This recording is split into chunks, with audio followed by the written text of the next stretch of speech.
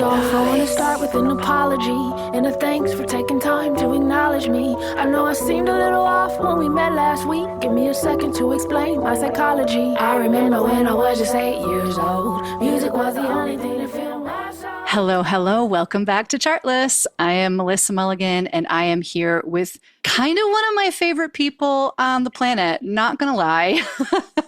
I'm very excited to interview songwriter, guitarist, producer, filmmaker, my own personal motivational speaker, JUNO the Artist.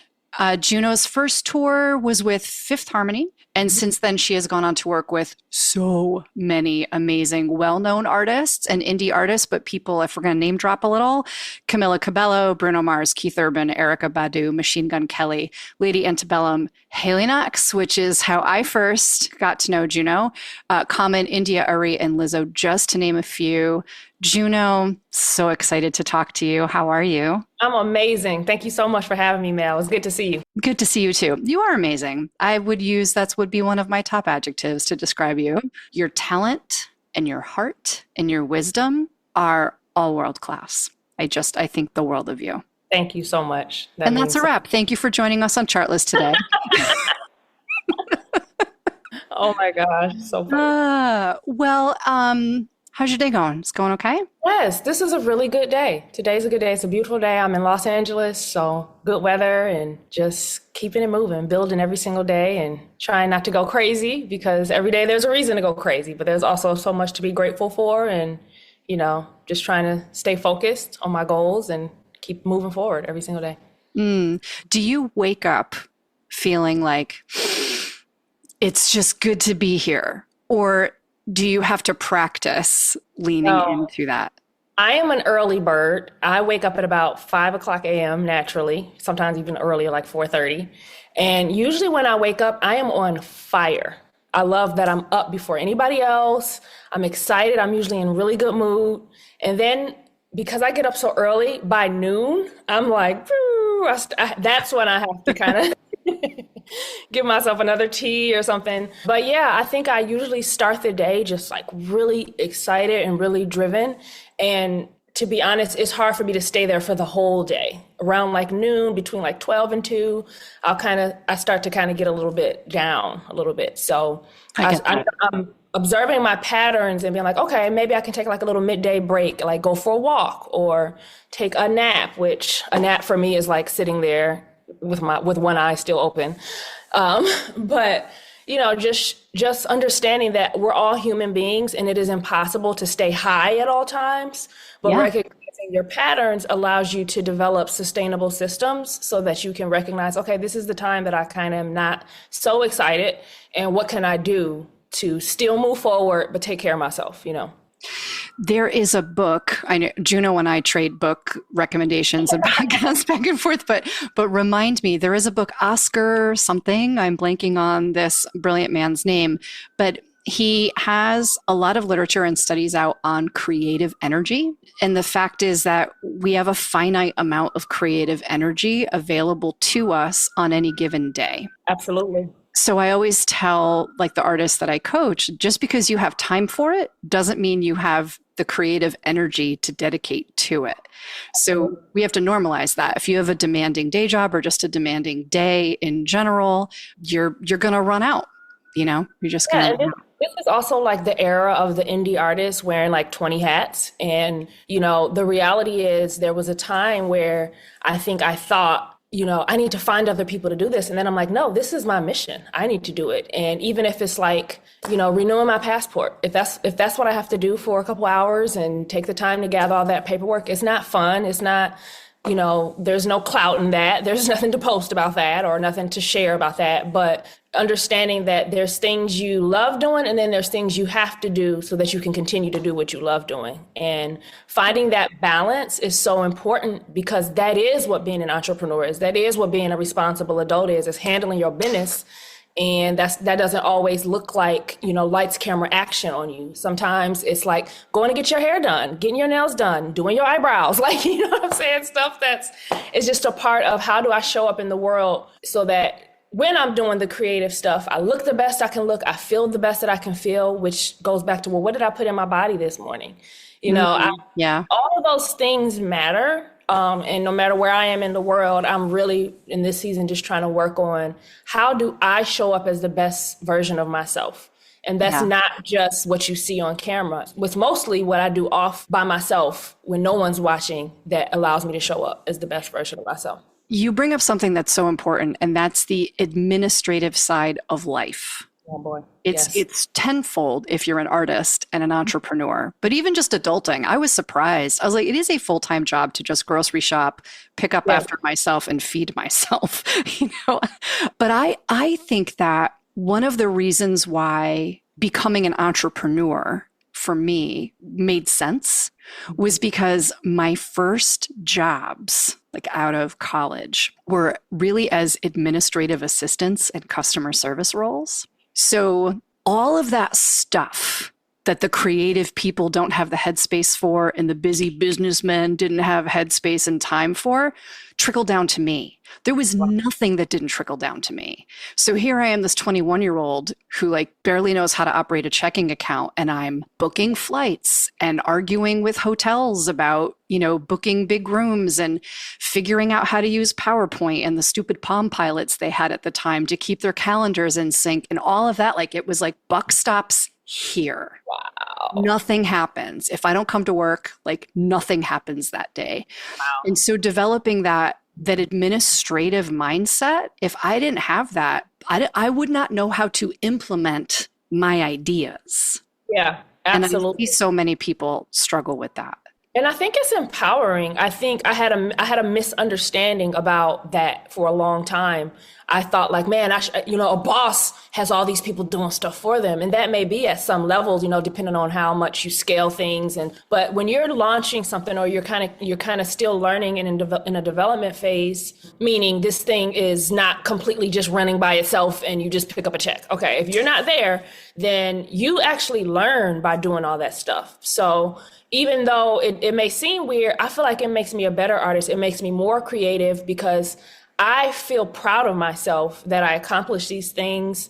And then it also helps me understand, looking at my own insights and analytics and something that I thought would do really well and seeing that it didn't. And then me having to face that and say, okay, why didn't it? Was it the thumbnail? Was it, whatever the case is. But I used to have this grand idea of this team of 20 people. And it's just girl, bye, you the team. And it's not that you don't outsource for certain things or reach out for a consultation or support or advice or pep talks or whatever. But at the end of the day, if something's important to you, you should be involved in all the aspects of it. And you should educate yourself and not just take some person's word for what you should do, because that's just crazy to me. Be accountable for what's important to you. That makes a world of difference. They always say too, I think the wise advisors that I listen to always talk about how it's really impossible to delegate well if you haven't yet done it yourself. Yep. It's hard to delegate. It's hard to manage. It's hard to manage your own expectations of what someone else can do and do for you. I see so many people wasting so much time and so much money refusing to get into the admin. I don't have time. I'm just going to hire somebody to do my website. I'm just going to hire somebody to do, and I'm like, you could do that in 2 seconds in Canva. I was talking to a dear friend of mine who will listen to this podcast. I'm not teasing you, I promise, my friend. But she was asking me about something she wanted to do. And she was like, I think I'm just going to hire a design team to do this for me. And I was like, we'll just go in Canva and do it. And she was like, nah, I'm not going to take the headspace or the time to do it. And then I got a text 2 seconds later, are you doing it right now for me? And I was like, yes, girl, I am. And I just sent it back to her. I was like, in the time it would take you to explain to someone what you wanted to hire them to do, I will turn around and spit this out for you in Canva. She was like, oh my God. And then there's almost there's a self-esteem boost a little bit when you're proud of yourself. You're like, yeah, I did that, and then you put more energy and resources into things that, there's some things that there's no way around it. You have to, there's certain things you have to spend money on. There's certain things you need a team for. If you're running an event, you can't be at the door selling the tickets and the artist and doing, you know what I'm saying? Whatever. Although I've tried, but yes. Well, you might be able to do it, but just I call it just dropping all the excuses and being like, the reality is I'm afraid to do this because I don't know how. And listen, I ain't asked ChatGPT a question yet that it couldn't answer better than anybody I know. So whether you're a Googler or use ChatGPT or whatever, just put the question out and it gives you resources. Like, you know what I'm saying? It's not like we have to do everything ourselves anymore. Meaning, as far as like, I grew up in a time where we used to like walk to the library, like literally, to learn how to do something. So now with our phones right at our fingertips, there's no excuse to not put in the time to at least figure out information on what you need to do, and you can know how to properly delegate it if that's what you want to do. But so how do you do all the things and have the creative energy to make music? I mean, I assume let's talk about that. What are you creating these days? What is the next era? I'm working on an album, and I've been working on that for a while. And I'm the kind of artist that I don't like go to write a song. Like, I live my songs. So usually I'll experience something, I capture it, and then I just kind of like pile them up, and then I'm like, all right, I have an album here, so it's time to go into the studio and do that. I teach a guitar camp, so I'm working on that as far as teaching classes on Zoom, doing in-person workshops and classes. And, I think for me, I have to kind of compartmentalize, like, okay, right now I'm an artist and this is what I'm doing. Right now I'm a guitar player, or right now I'm a guitar teacher. Right now I'm an admin person, because even with making the album, just being honest, I had a friend, shout out to Betsy, who for a while was registering my songs. And I actually think I emailed you one day and I was like, yo, what do you tell your students about registering the songs? You're like, I tell them to do it themselves. And I was like, oh. So even that, and I mean, literally this morning I was uploading a song onto TuneCore and they were like, your cover art isn't the right size, So again, even though I'm working on an album, it doesn't always feel creative. Sometimes I'm filling out the information in TuneCore. But for me, writing the songs, producing the songs, and distributing the songs are three separate processes. For sure. Yeah. I allow myself, I will never forget, I watched a David Bowie documentary on Netflix, and he's like, I'm an artist and then I'm a businessman, but never at the same time. And I love that.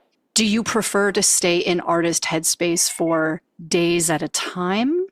Or are you lickety split able to? I think I like to do the days at a time. I kind of go into seasons, but it's kind of funny because I try and be as creative as I can with everything that I do.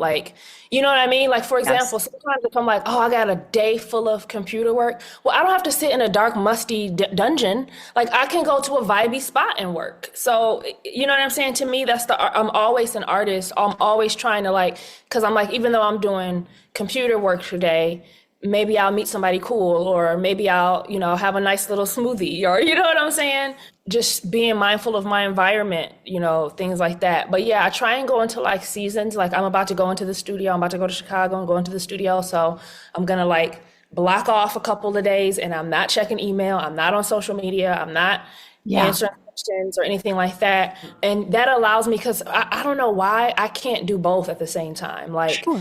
If I'm going into the studio for the day and I get an email, I'm just going to make this up. I get an email that says, this thing is urgent and needs to be done, da, da, da, da. I'm like, oh my gosh, it bothers me all day. I can't not think of it. So I've allowed myself to say, okay, today there are no emergencies. I am doing this, and whatever comes up, I'll see it in 3 days. And if it's that important, my mama gonna call me. But other than that, no. That makes a ton of sense. And I think most artists are exactly the same way. I mean, getting into a flow state is a phrase that's going around the internet a lot these days, but getting into a flow state as not only a writer, but as a player and a vocalist and someone who's making art in the studio with your collaborators, it's so special. It's almost like the sun. If you look directly at it, it's all going to go away, So right. You do not want anything to interrupt that creative flow, that especially if you're feeling that sort of buzzy, magical sensation that comes in when something is really aligned with who you are, heart and soul, you need to protect that space. And for me, music is so pure and so magical and spiritual. So, even if like, it's funny because like I'm very much an emotional creator, an emotional artist. So I just wrote this song called Revolutionized. And it was about, the current modern day revolution and just me being honest about like, hey, I have a lot of anxiety. And, the only time I've ever felt safe was being with my grandpa who passed away. And I don't know how to feel safe now. I don't know how to feel grounded now. And like, I have this like Angela Davis speech in there. So like the day that I went into the studio, like I had printed off all these Angela Davis posters and pictures of my grandpa. And like, I kind of like created this world where I lived in the world of the song. Like this wasn't like a skippity-doo song. So I'm like, and I made sure I wasn't around anybody so that I didn't have to like, good morning or do greetings or, you know what I mean? Like just creating an environment that makes me feel like the song, you know what I mean? And so that when I go into the studio, everything that I did that day, from what I ate to what I'm wearing to what I see when I look at the wall, the lights need to be a certain way. The temperature of the room needs to be a certain way. Like I'm not like a only red Skittles type of artist, but I am like the lights are too bright kind of artist. Or like, can you take your hat off? Can you take your hat off because it's Tommy Hilfiger and it's a black song and Tommy Hilfiger don't support black people, so you can't wear that hat in this session. Like I'm like that. So and not apologizing. I'm like, I'm paying for this session. This is my song. I'm the artist. Everything in this room has to be exactly how I need it to be.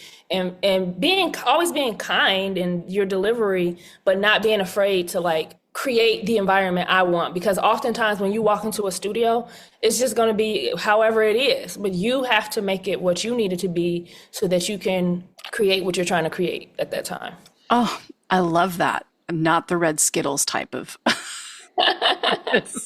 but the lights are too bright.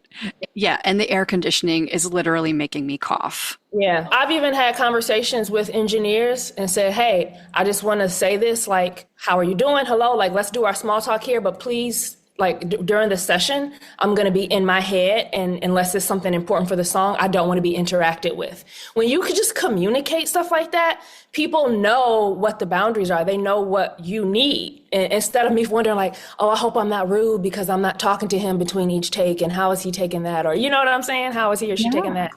Well, because everyone there is on the same team, right? Everyone there wants the session to go great. They want it to be efficient and they want to make great art, Yeah. And so, I think a lot of artists, both mature and experienced and inexperienced, get a little caught up in the, assimilating to whatever culture they're walking into rather than becoming an active participant. And I love that, you're not just walking in expecting everyone to yield. You're walking in being very gracious like you always are. I mean, you just ooze joy and kindness and graciousness.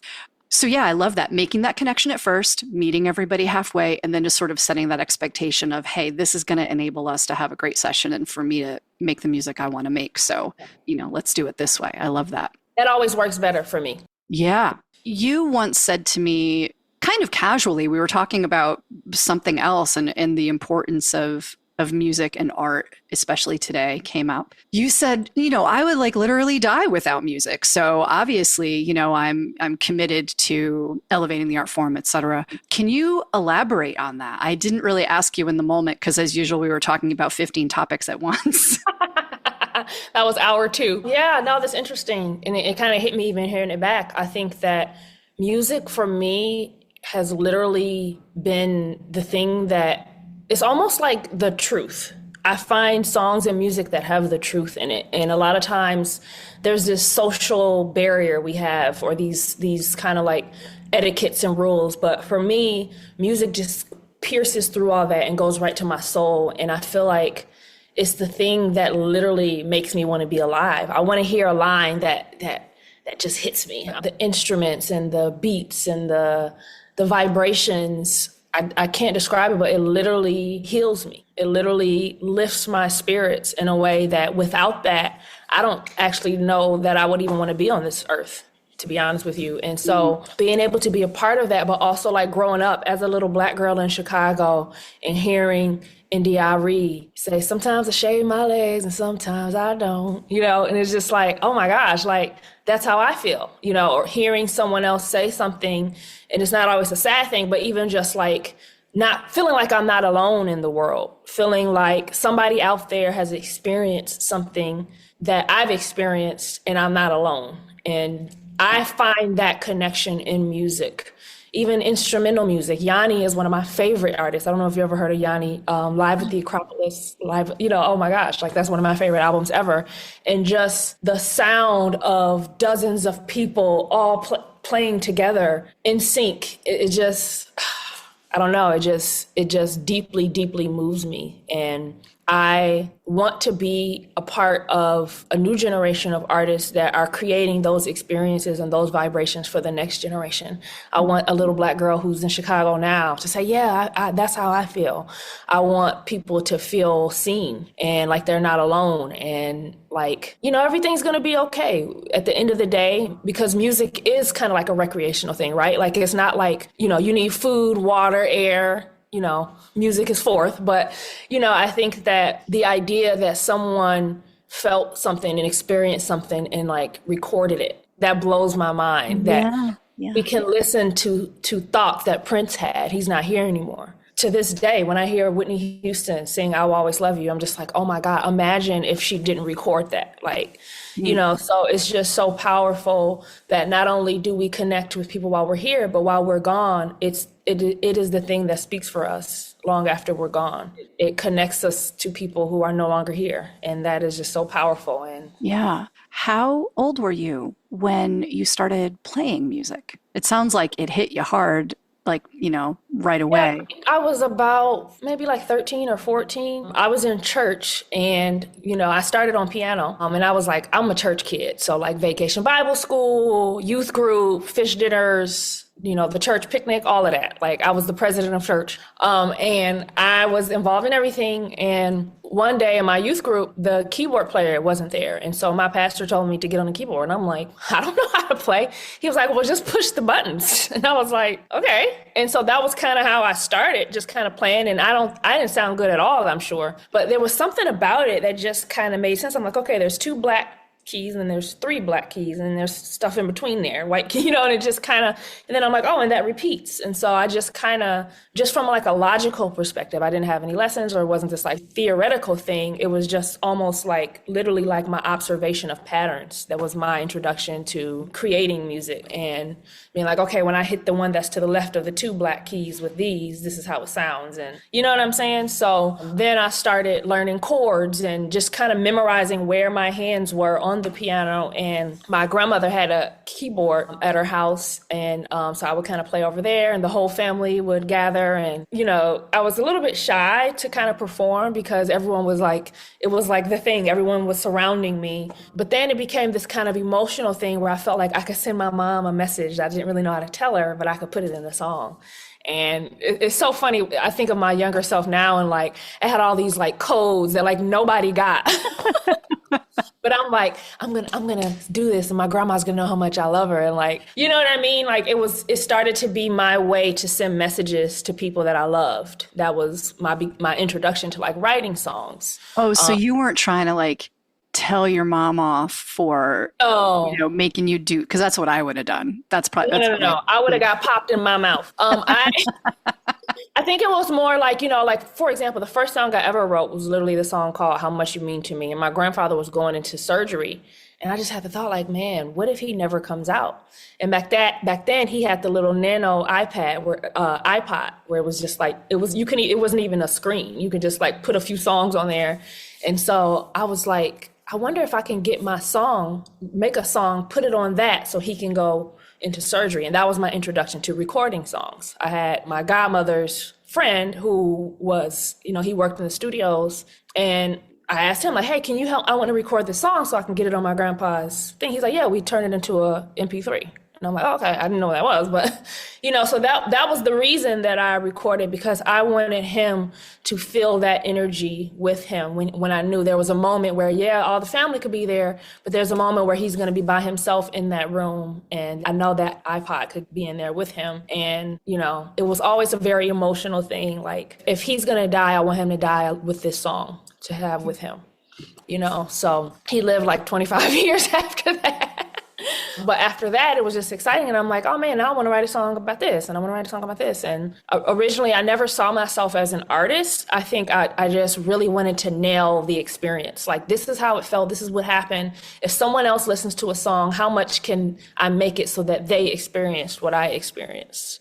And it was exciting to watch people cry or laugh or dance or whatever it was. And it was like my way to communicate with people, because I had, kind of a lot of home issues. My mom was married to this guy that was not a good guy, and he wasn't very nice to us, and he was abusive and all of that. And so it started to feel like my way. It was almost like a Morse code for me. Like, I can put my feelings in these songs and I won't get in trouble because I'm not saying it, but I'm saying it like this in this song. Yeah, it sounds like you were able to communicate what was in your heart in a way that was both more exact and safer for you. Exactly.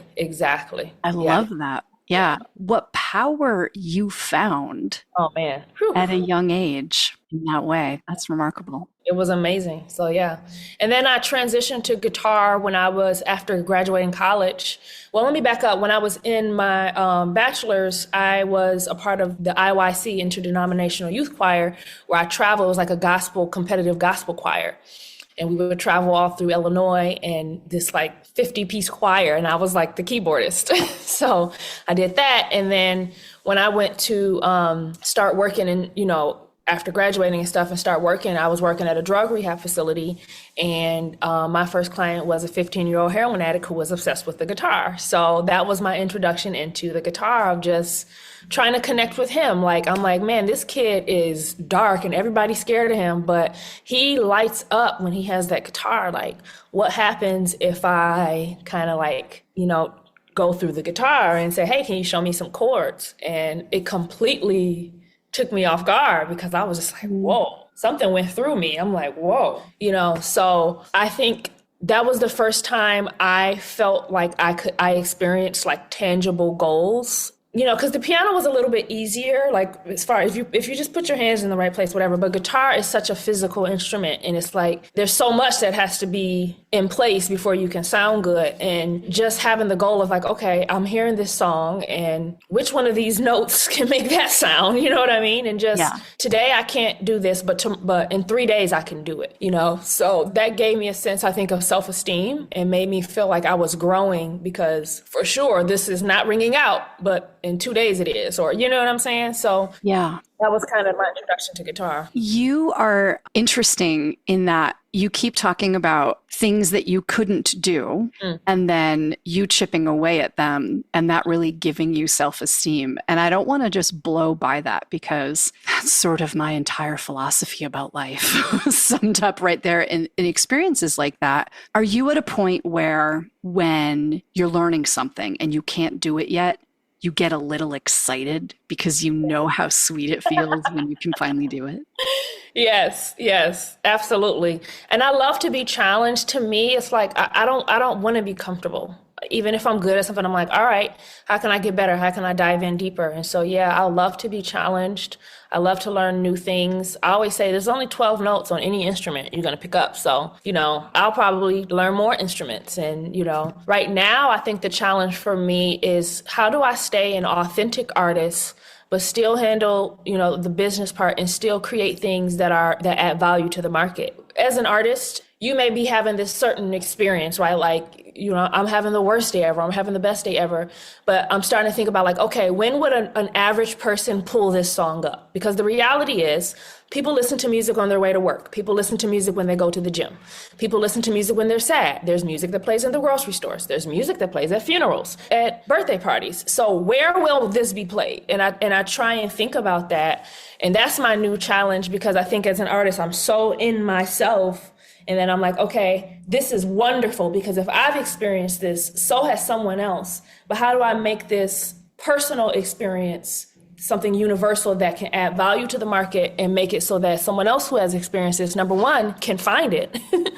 But number two, what is this being used for on a very practical level? So it's as an artist, I'm an emotional person, but I'm trying to like balance that with the practicality of like, this is also a business and how do I do that? So that's my new challenge.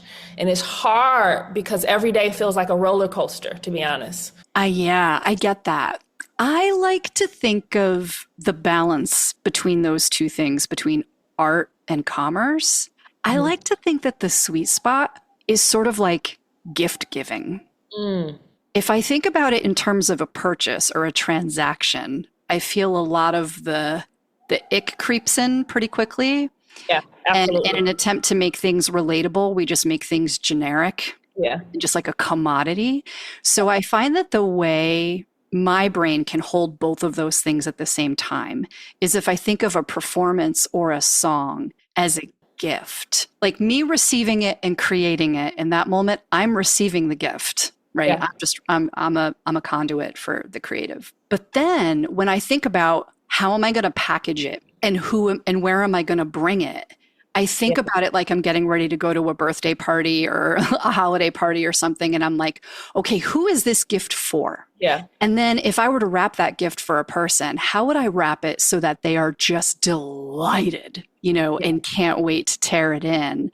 Because then you're bringing in other people and how they're going to receive what you have to offer without turning it into something that's just like black, white transactional numbers. Absolutely. And I think that was kind of one of the benefits, I think, of playing for so many other artists before I was an artist. My first tour was with Fifth Harmony. It's these 5 girls and they had like choreo and outfit changes and, chair dances and you know what I mean? So just observing that environment, how the audience responds to that and what they're doing backstage to prepare to go do that, and then going from that to Camila Cabello, who was a solo artist and who her mom goes everywhere with her. And that was so special to witness that because I'm like, wow, she's this big star, but like backstage, she's like laying in her mom's lap, you know what I mean? And that gave me permission now as an artist to be like, you know what, I want my mom around me because I saw that at a large scale and I saw that like that was okay. And then,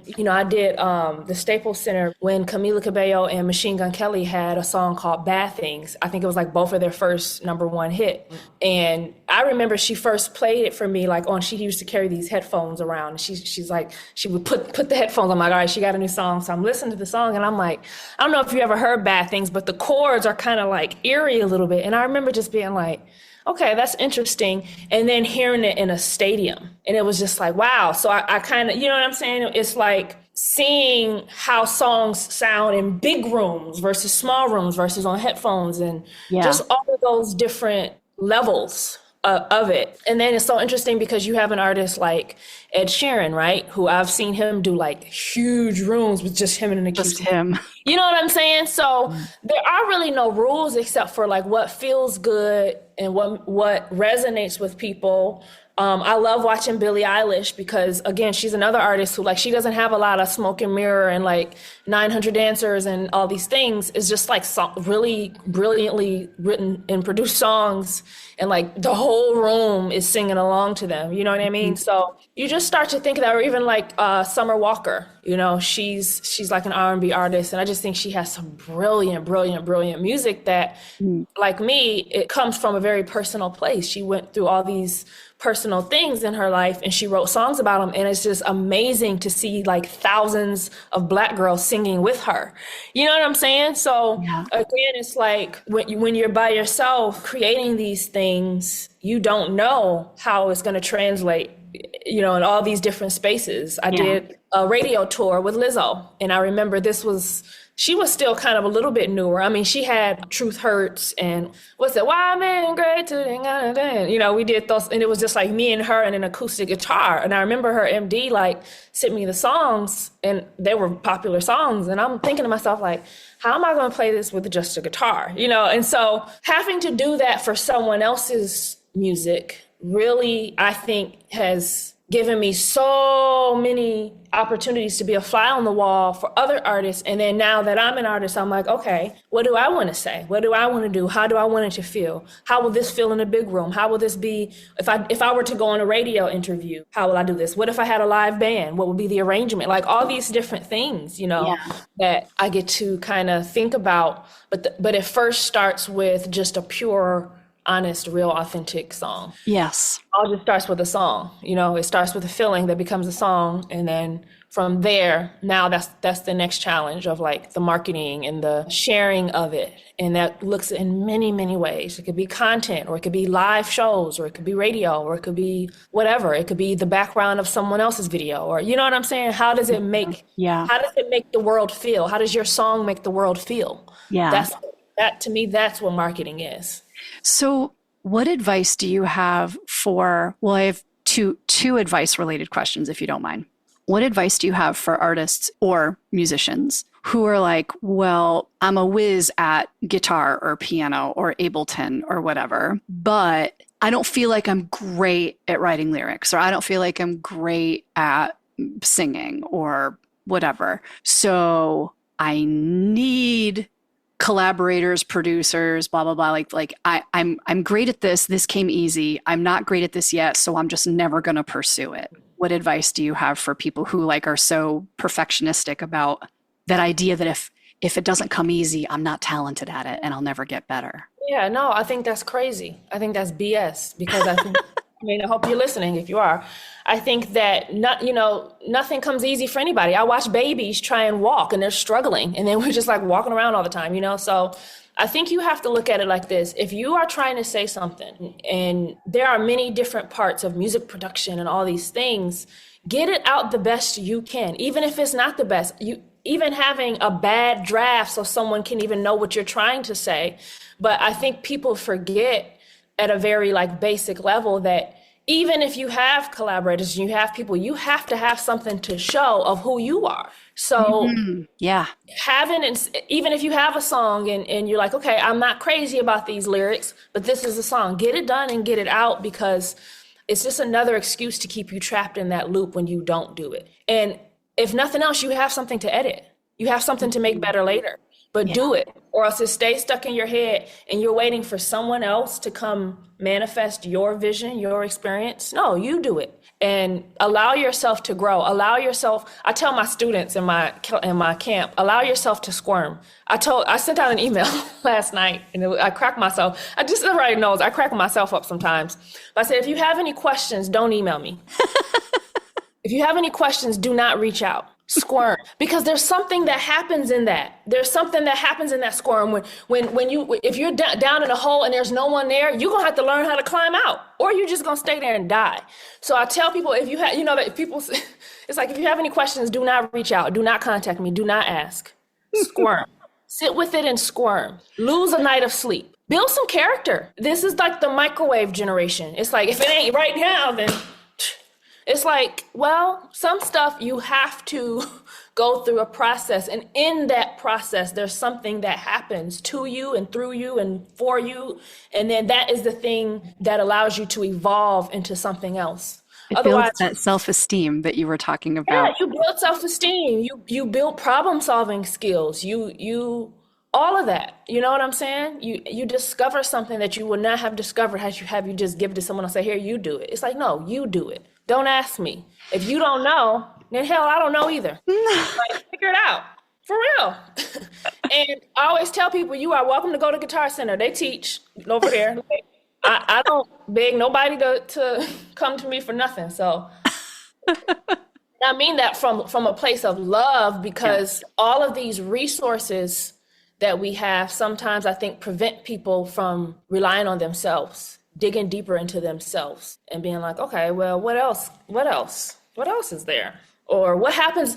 I tell people, sometimes I'll say this too, if you still have this question in 3 days, come back, but sit with it, sleep on it. Google something. Google it, ask ChatGPT, call your grandma, go for a walk. Go for a swim, ride your bike, do something. But just sitting there obsessing over something or ever accepting like, well, I can't do this. Well, that's why you can't do it. It's not that you can't, it's because you have already accepted that and decided that. But when you tell yourself, I'm going to sit here until something else happens, even if you just go from here to here, it's something. And it may even be that like, okay, I don't like this, but at least you have something to not like. As opposed to everything's happening in our heads before it even happens, and we've already decided what it is, when it's like, don't do that. Give yourself a chance, you know? I love that so much. I had a summer job my first summer between freshman and sophomore year in college, and it was in merchandising. I was supposed to deliver, like Scotch tape and stationery stuff to like big grocery stores and put it on the pegs. And one of the things I was supposed to do, there was this big like Scotch tape display that was supposed to go in the section. And it was one of those like cardboard things. It shows up all flat and you've got to follow the instructions to like pop open the box, and literally just had to build a box with a little stand on it. Well, my identity is like, I'm spatially inept. I can't follow directions. Like I can't do that. Do not give me something from IKEA with the, oh my gosh. right. With the instruction booklet. And if they told me words like, take the top right-hand corner, and I could do that. But if you show me in pictures, my brain just goes completely. Yeah. So I'm sweating and now almost crying in this grocery store. And I'm like, I'm going to have to call my boss who's over at a different store to come over and build this thing for me. And then I just had this moment where I was like, Melissa, you're in college. Your parents are paying for you to go to college. You clearly have a brain in your head. Turn it on, look at the paper, take a deep breath, and take your time. Because I didn't have an iPhone with the internet where I could Google a YouTube tutorial on how to set up a Scotch tape box. Right, that would have been nice. But sometimes it's like process of elimination too. You know what I mean? It's like, if that didn't work and that didn't work and that didn't work, try that or try that or try that, If nothing else, there was a bunch of tape in the box. I could have just taken the tape out and just figured out how to rig it and make it stand. Oh my gosh. So did you build it? Did you get it done? I did. Yeah, it took me like 30 seconds once I just cleared my head. And I bet you walked out so proud. Proud enough that I'm thinking about it all these years later. Wow. With pride. And I remind myself when something, gets delivered to my New York apartment and I have to build it by myself or figure out how to schlep something heavy. But anyway, yeah, I love that. The whole notion of, it's just a little mental lifting. It's just a little mental discomfort rather. It doesn't need to have a story inside of it that says you suck, you're bad, you're stupid, you're never going to have the career. Like these things snowball if we're not careful.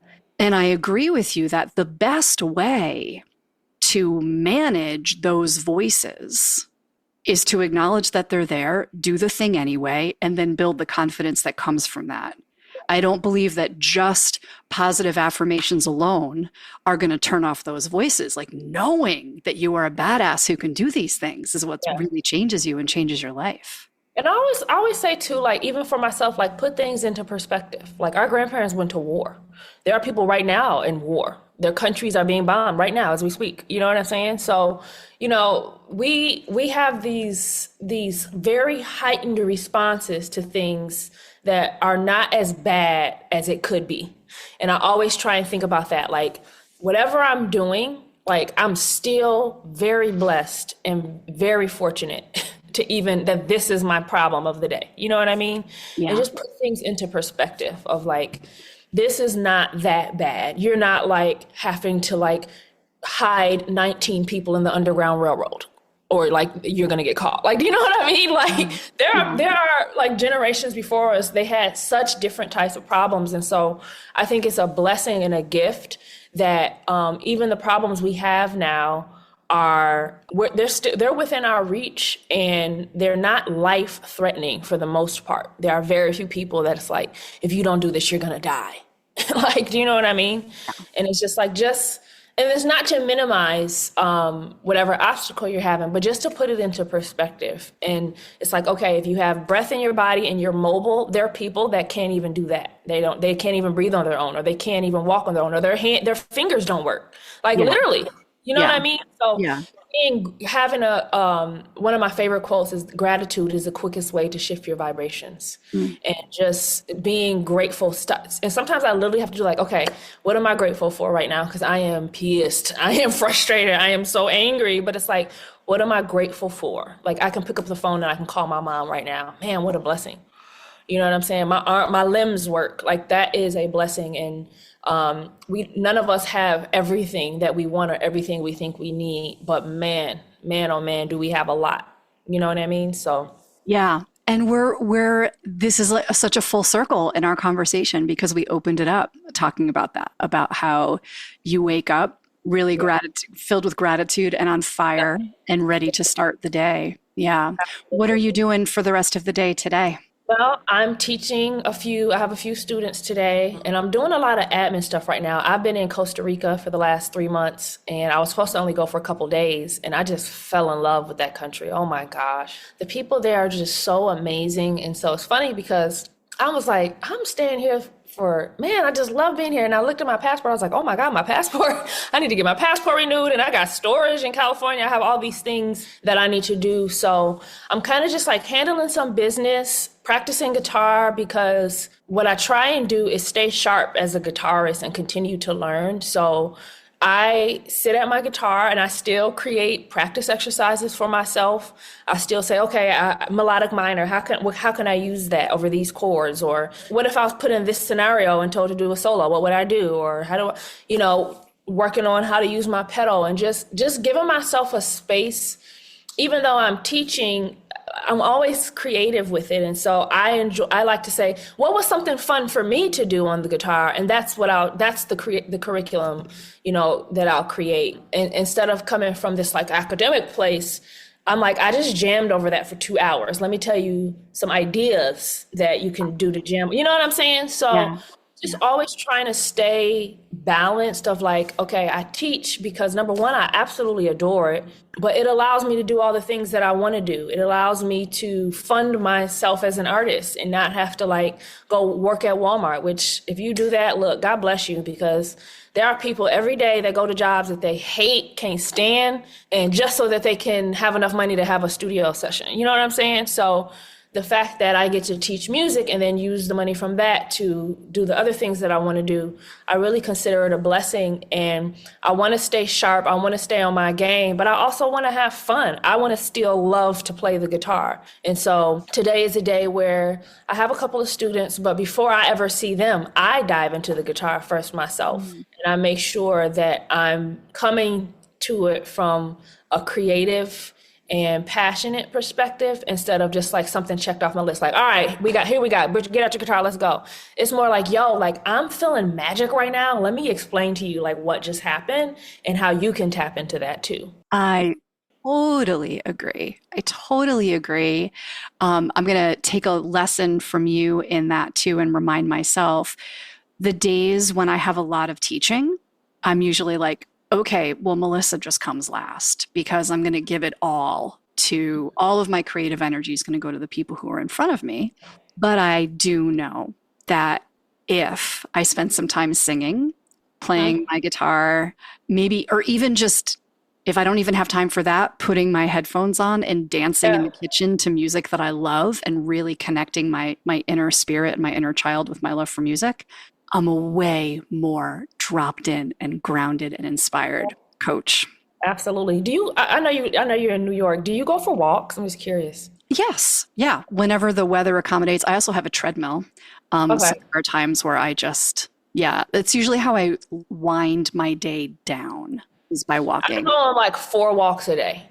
Like 10, 15, 20-minute walks. And sometimes they're silent. Like the one in the morning is usually silent. That's me and God. And I'm just like trying to be present with nature.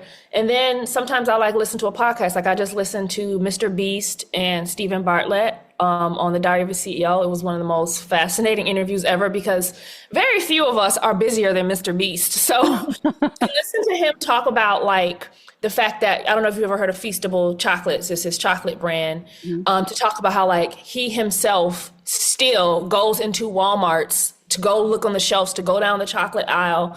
And it just inspires me because I'm like, man, he is scaled at a bizarre, crazy, crazy number. And it's just a reminder that if something is important to you and if you're passionate about something, get your butt up and do it. Do it every day and do it in ways that makes you feel a part of it as opposed to you just managing something. It's like, no, music is the reason I'm alive. I love music. So of course I have to listen to music. I love to learn about new artists. Sometimes I'll say, okay, I'm gonna take an hour today and just see who I can discover online and just look for different new artists and what are they talking about? What are the songs about? And, you know, again, it just gives me that balance because you can get so stuck in your own head and so caught in your own thing in your to-do list, but it's like, how are you showing up and executing that? So everybody has different ways. For me, it's going on walks. It's me, myself playing music. You know, I love to just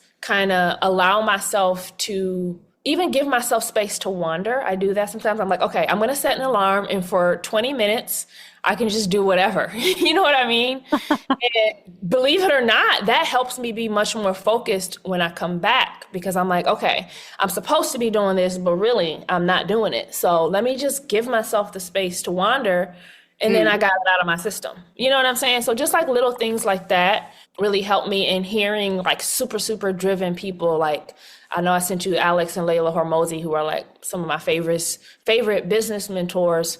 I love hearing just like really driven, very successful entrepreneurs talk about their process, talk about their struggle, talk about the things they're doing, because it's never what I expect. Right. I always think they're like in a suit, like, bring me my coffee. And it's like, no, they're usually like still boots on the ground, $100 million in, and they're still like doing workshops and stuff because, you know, there's something to be said about people who are down in the ground. I think it was Tyler Perry that said the best way to lead a room is from in the middle. And coming off all of these large tours, I grew up on the south side of Chicago. So let me tell you something, like I'm a community person, like, but being on these large tours, you're removed from the community and we go in the back door and the chef lays out the best for us and all those things. And that's wonderful, but that's not forever. And that's not every day, all day. I just walked up to CVS to get myself some nail polish. Like, do you know what I'm saying? So having the understanding of like, how to stay grounded, I think is really important, whether you're in an artist's mind, an administrative mind, educator's mind, social media, whatever it is. But it's like, I have to do something to feel grounded every single day because that's what I'm doing it for, to try and help other people feel this. So if I don't feel it myself, how can I produce things that are helping other people to feel that? And this is why you're my own personal motivational speaker. This is precisely why. So I think there's some key themes that came out of this conversation for me today. Grounded, accountable, creative as a way of being, inspired, and grateful. Can I add one more? Balance. Yeah. Balance. Yeah. Important. Yeah, exactly. Balancing the groundedness and the accountability with the inspiration and the permission to be yourself and express and all of that stuff. It's a beautiful thing, Juno. I'm so glad that we got to talk today. I'm filled with gratitude for you always, but really, really grateful that we got to talk and share this. Thank you so much. And I just want to say thank you so much for your support. You know, I don't collaborate with a lot of people, but I I met you with being a guest speaker on your mastermind community. And, you know, just really quickly, I fell in love with your students and just fell in love with what you were building. You know, you have such a sense of integrity and you've done a lot of different things. Every time I talk to you, I learn about something else you've done that I'm like, wait, you did that when? Well, I'm 105 years old. That's how I've. Right. But just to see your heart and to see your standard for excellence and to see that it's just so inspiring for me. So I wanted to say thank you for making a safe space for artists providing opportunities, all the things that you do. Maybe no one says thank you, but I wanted to say thank you because I see you, I appreciate you, and your students are very, very lucky because there are not a lot of people. I can count on one hand how many people are doing what you're doing with the integrity, with the passion, with the level of excellence, with the drive. All the things that you bring in the space that you're providing is so unique. And I'm grateful that you exist because music needs people like you. So thank you for all that you do. I appreciate you as well. Thank you so much. I really appreciate that. That means a lot coming from you. Please let us know where everyone can get in touch with you, follow your journey, if they want to contact you directly. What do you prefer, please? Yeah. So I am on social media as JUNO the Artist. That's JUNOTHEARTIST. And for my guitar bootcamp, you can email me at junosguitarbootcamp@gmail.com. That's JUNOSGUITARBOOTCAMP@gmail.com. So yes, reach out, please. Check out my music. I'm on Spotify, all the streaming platforms, and it's going to be an awesome year. You will not be disappointed. Thank you so much for this. I hope we get a chance to talk again soon. You know I love our conversations, and keep sending me all the books and pods and everything that you're discovering. I love that. Absolutely. Thank you so much, Mel. I really appreciate it, and it was great seeing you again today. Be surprised when I'm looking in your eyes. Sometimes I wanna cry. I'm trying to disguise the anxiety in my mind. I barely recognize the truth between the lies. Until the day I die, I'm a revolutionary. Anyone who's interested in making change in the world also has to learn how to take care of herself, himself, their self.